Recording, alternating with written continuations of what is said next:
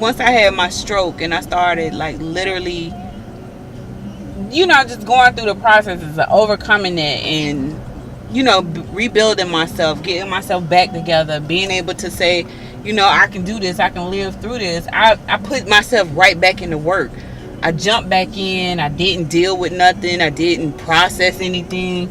I mean, like, a lot of people don't even know what it's like when you have a stroke because it's really dark. It's a really dark moment.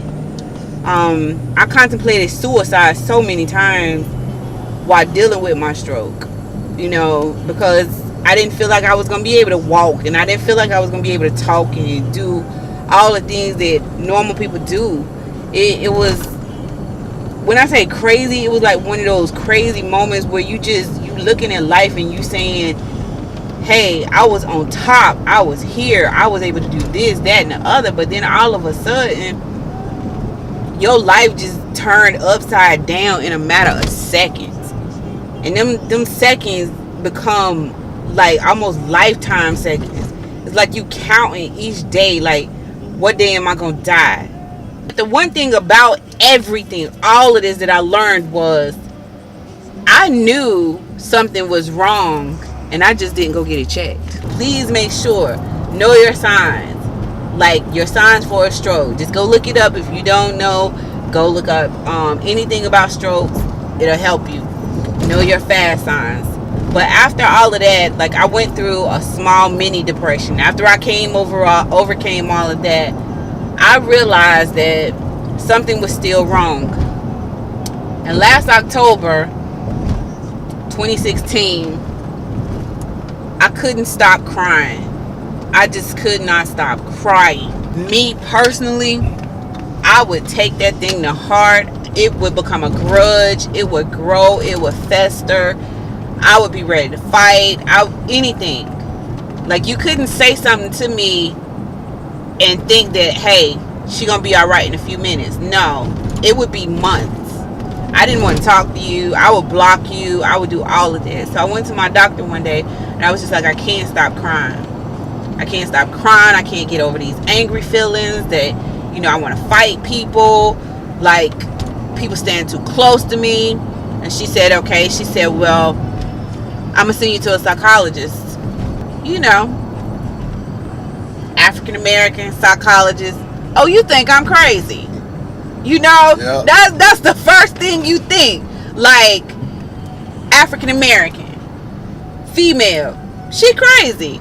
So I said, alright, why not? Maybe I just need to go brush up, talk to somebody. And I did. And I was diagnosed with being bipolar. Now, for years, everybody joked about this. You bipolar, right? I brushed it under the rug. I laughed it off. I did it with everybody else. But when I was told I was bipolar, that hurt. That hurt like crazy. And when I say it hurt like crazy, that thing like punched me in my gut. And it's sad when your family says, now we have closure on what's wrong.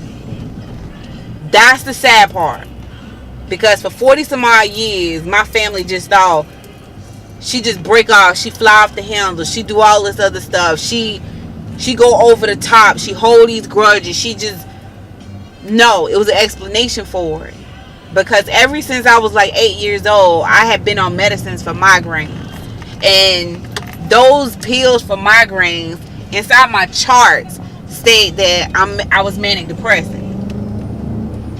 Manic depressive is that's the old name for bipolar. The old name. Hear that, people? Old name for being bipolar. So for all these years in my charts, it states that I was manic depressive. From 8 years old up until 40 some odd years old now, I never knew this. My mom always thought I had migraines. Nobody ever knew that I was bipolar. Today, when I first found out, I thought it was funny. I really did. But then I found it to be embarrassing.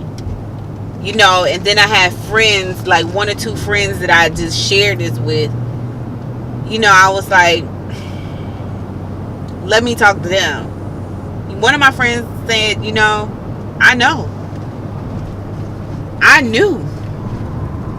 And I was like, why didn't you say something? She said, how do you tell a person you really need to get checked out for being bipolar?